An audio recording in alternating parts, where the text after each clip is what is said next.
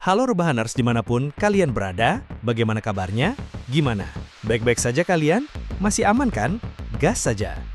Bagaimana jadinya jika seorang penjahit yang sehari-hari hanya bergelut dengan benang dan jarum dituntut untuk bertahan hidup, bahkan harus melakukan sebuah pembunuhan? Apa yang akan dia lakukan?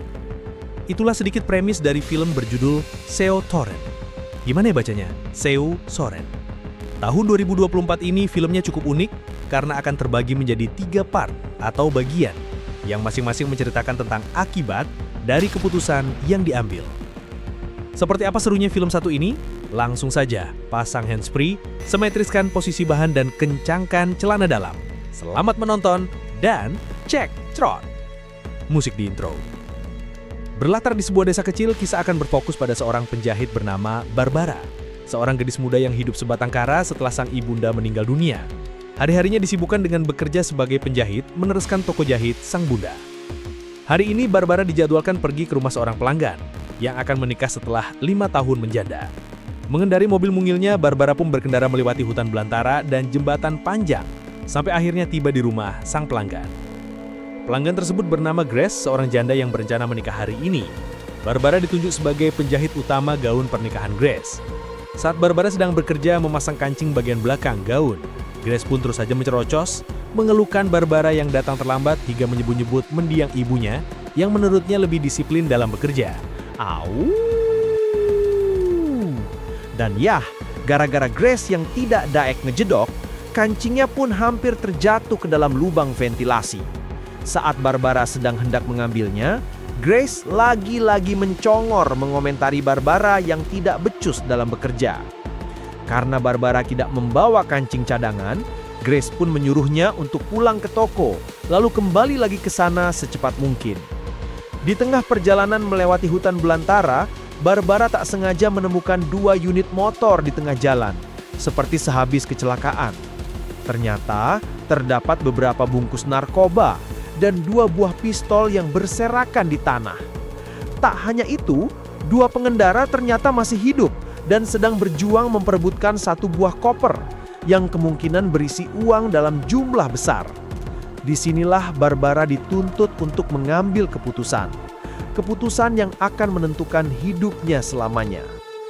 Entah apa yang sedang Barbara rencanakan, ia pun membuka kotak kesayangannya dan menarik keluar 2 buah benang panjang. Benang itu ia tarik ke arah kedua orang asing tersebut yang masih dalam kondisi cedera akibat kecelakaan. Mereka hanya bisa terdiam kebingungan menyaksikan Barbara yang sibuk sendiri dengan benangnya. Dan, tebak, apa yang sebenarnya sedang Barbara lakukan? Yah, setelah kedua orang asing itu tewas saling tembak satu sama lain, Barbara pun leluasa mengambil koper dan membawanya pulang. Sampai di sini, bisa kita simpulkan bahwa Barbara adalah seorang gadis penjahit jenius dengan IQ di atas rata-rata. Karena tak mungkin seorang gadis biasa bisa merancang dan memperhitungkan sesuatu dengan sangat akurat seperti tadi. Sampai ketika Barbara sudah agak jauh dari lokasi, ia baru teringat. Ada benang yang masih terikat dan 1 jarum yang putus dari benangnya. Dengan cepat, Barbara kembali ke lokasi untuk mengambil jarum miliknya. Karena jika tidak, maka itu bisa menjadi barang bukti yang mengarahkan polisi kepadanya. Setelah ketemu, yang ternyata tertancap di tangan pria berhelm, Barbara justru harus kehilangan lagi jarumnya akibat panik. Tepat saat si pria berhelm tadi ternyata masih hidup dan nyaris saja menembaknya dari belakang. Tak ada pilihan lain. Setelah membersihkan lokasi kejadian, Barbara pun membawa si pria berhelm yang masih hidup untuk dibawa pulang. Ia meninggalkan 1 orang lainnya yang sudah tewas di lokasi kejadian tanpa sadar jika jarumnya masih tertinggal bengkok akibat terlindas ban mobilnya. Sesampainya di toko sekaligus rumahnya, Barbara langsung menyeret si pria itu masuk untuk diikat menggunakan tali. Ia menarik si pria berhelm ke lantai atas dan menyembunyikannya di sana sampai Barbara menemukan cara untuk melenyapkannya. Dan ya, di saat-saat krusial seperti ini, muncullah Grace, sang janda yang datang menyusul hanya untuk menagihkan gaunnya. Setelah selesai dengan Grace, Barbara pun kembali ke dalam rumah untuk mengurusi si helm yang nyaris mengambil kopernya tadi.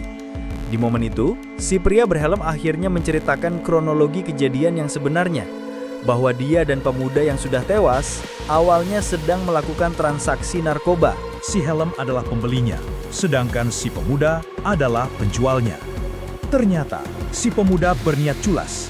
Ia hendak kabur membawa koper berisi uang. Hal itu membuat si helm langsung mengejarnya hingga terjadi baku tembak di antara keduanya. Si helm kemudian mengingatkan Barbara tentang keputusan yang sudah diambilnya. Ia kini ikut terlibat dalam masalah besar ini. Asal tahu saja, ayah dari si pemuda yang tewas tadi adalah seorang bandar narkoba yang sangat kejam dan berdarah dingin. Jika si ayah datang ke lokasi dan menemukan putranya sudah mati, bukan hanya si helm saja yang akan diburu, tetapi juga Barbara. Karena Barbara kini dianggap ikut andil dalam kematian si pemuda. Ia sebenarnya punya pilihan untuk kabur, tapi tak sanggup meninggalkan rumah peninggalan mendiang sang bunda. Maka, demi menghadapi si bandar yang akan segera datang, Barbara kembali menggunakan otak jeniusnya untuk menyusun rencana.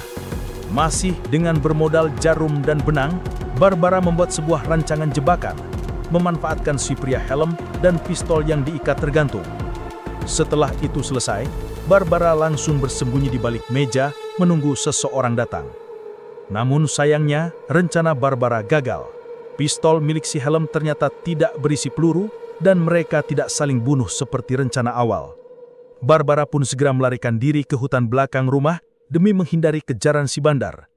Tapi apes, sungguh apes. Si bandar berhasil menembak kaki Barbara, membuatnya tak bisa berjalan lagi. Dan hasil dari keputusan yang Barbara ambil adalah kematian mengenaskan, dengan cara dicekik sampai kehabisan napas.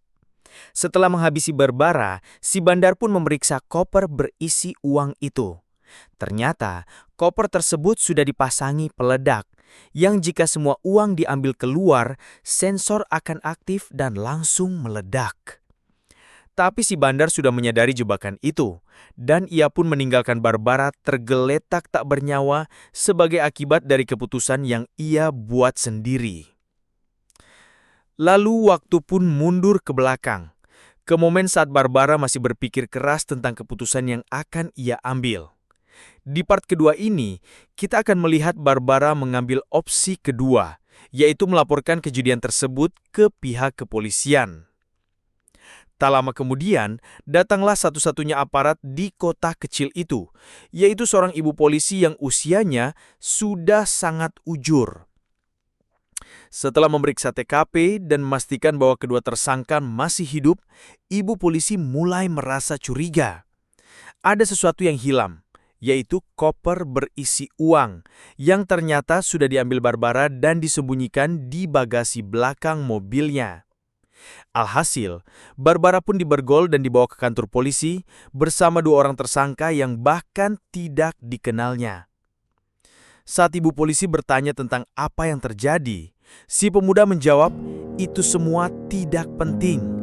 Yang terpenting sekarang adalah mereka semua harus segera pergi dari sana sebelum ayah si pemuda yang kejam itu datang. Namun alih-alih memperhatikan peringatan itu, ibu polisi justru sibuk sendiri. Ia malah lebih mementingkan pernikahan Gracie si janda yang ternyata digelar di ruangan sebelah. Selain jadi aparat, si ibu polisi juga terkadang nyambi sebagai lebe, alias penghulu yang sering menikahkan warga yang ingin kawin. Menyadari bahwa dirinya tidak akan selamat, Barbara pun mulai mencari cara untuk kabur.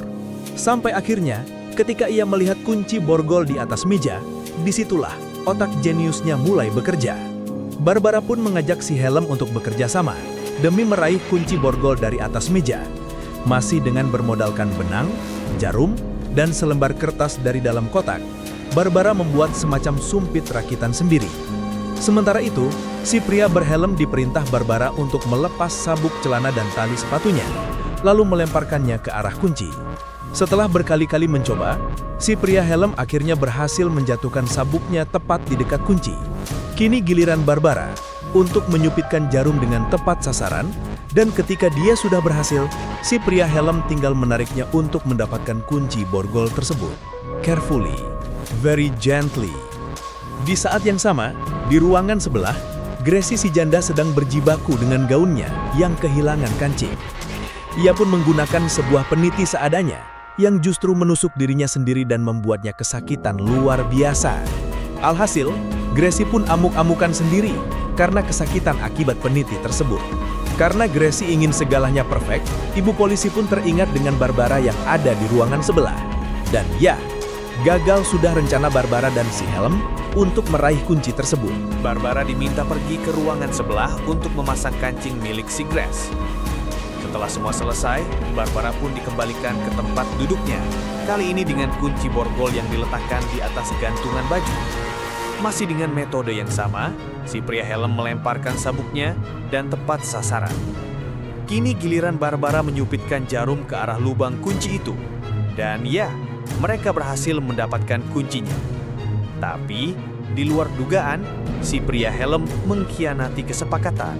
Ia kabur sambil membawa koper sendirian dan melemparkan kunci borgol ke sisi yang tidak terlihat. Tak menyerah, Barbara punya rencana lain untuk kabur. Ia mencabut kabel CCTV yang ada di dekatnya, lalu mengambil bagian kawatnya, masih dengan jarum dan benang. Barbara berencana mengaliri kabel itu dengan listrik. Tapi, terlambat.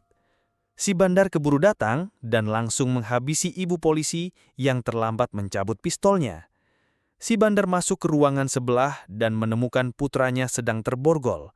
Saat ia hendak menembak Barbara, tiba-tiba muncullah ibu polisi yang ternyata masih hidup. Setelah bertukar kode pandang, dengan cepat ia memasukkan kabel ke colokan. Namun nahas, Barbara tertembak beberapa kali dan tewas di tempat. Ia menjadi satu-satunya korban yang tewas dalam bagian kedua kisah ini. Si bandar hanya pingsan akibat tersetrum listrik. Ibu polisi hanya mengalami cedera ringan karena ia mengenakan rompi anti peluru. Si pria helm kabur dengan kopernya. Si pemuda hanya bisa olot, meratapi nasibnya. Grace dan calon suaminya menunjukkan rasa prihatin tanpa bisa berbuat apa-apa. Dan lagi, Z, waktu berjalan mundur ke belakang. Tepat saat Barbara bingung mengambil keputusan. Pada part atau bagian ketiga ini, Barbara memilih opsi lain, pergi tanpa ikut campur. Namun sesampainya di depan rumah dan melihat kondisi tokoh yang entah bagaimana nasibnya, Barbara pun berbalik arah. Ia mengambil koper berisi uang dan berencana melenyapkan kedua pria asing itu. Tapi apes, Barbara justru menjadi saksi mata atas pembunuhan yang dilakukan oleh si bandar, ayah si pemuda, terhadap si pria berhelm. Barbara langsung tancap gas menuju sebuah restoran, berusaha menyelamatkan diri.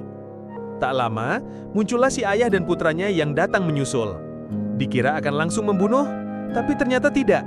Si ayah justru meminta bantuan Barbara untuk menjahit luka yang dialami oleh putranya di dalam toilet restoran tersebut. Saat Barbara menjahit lukanya, si pemuda menceritakan sosok sang ayah yang kejam, otoriter, bahkan pada dirinya sendiri. Orang-orang di sekitarnya pun mulai muak, termasuk si pemuda itu sendiri. Merasa kasihan, Barbara pun meminta si pemuda untuk memegang gulungan benang merah, karena ia punya rencana brilian. Barbara perlahan menarik benang merah yang ada di tangan si pemuda, melilitkannya pada pistol yang tergantung di tas si ayah. Lalu, Barbara mengeluarkan benang berwarna biru, menariknya ke berbagai titik, sambil memutar musik dan berjoget sebagai pengalihan perhatian. Setelah semua selesai, Barbara menyerahkan gulungan benang biru kepada si pemuda. Sekarang, di tangan kiri dan kanan si pemuda tergenggam 2 gulungan benang. Sesuai instruksi di toilet tadi, si pemuda akan menarik kedua benang itu ketika waktunya sudah tepat. Tak lama kemudian, Gracie janda datang menyusul untuk menagih kancing gaunnya. Barbara pun langsung ikut keluar untuk memasang kancing tersebut. Disinilah si ayah menunjukkan sikap otoriternya, dengan memaksa si pemuda mengambil keputusan berat, membunuh Barbara dengan tangannya sendiri atau bunuh diri dengan pisau. Dan tebak, apa yang dilakukan si pemuda? Ya, si ayah pun tewas oleh tangan putranya sendiri berkat rancangan jenius Barbara. Namun disinilah terungkap sifat asli Barbara, serakah dan egois. Ia mengambil koper itu untuk dirinya sendiri dan meninggalkan si pemuda sendirian di restoran tersebut. Dengan cepat, si pemuda berusaha keras mengejarnya. Tapi karena kakinya masih terluka dan pengkor, ia harus kokoh sehat hanya untuk bisa menaiki mobil. Di saat yang sama, Barbara terlihat sudah sampai di rumahnya.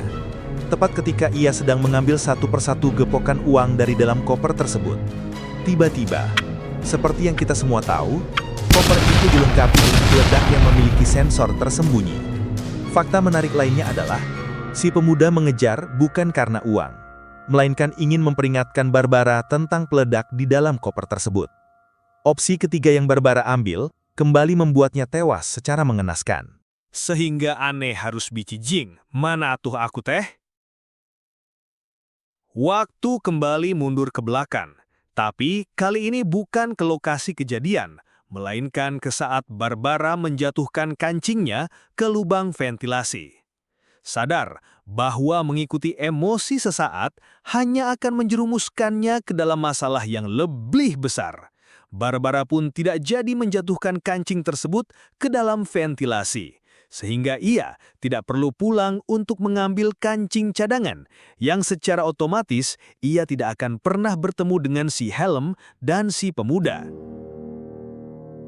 Saat menemui persimpangan, Barbara dicegat oleh si bandar yang hanya ingin menanyakan arah jalan.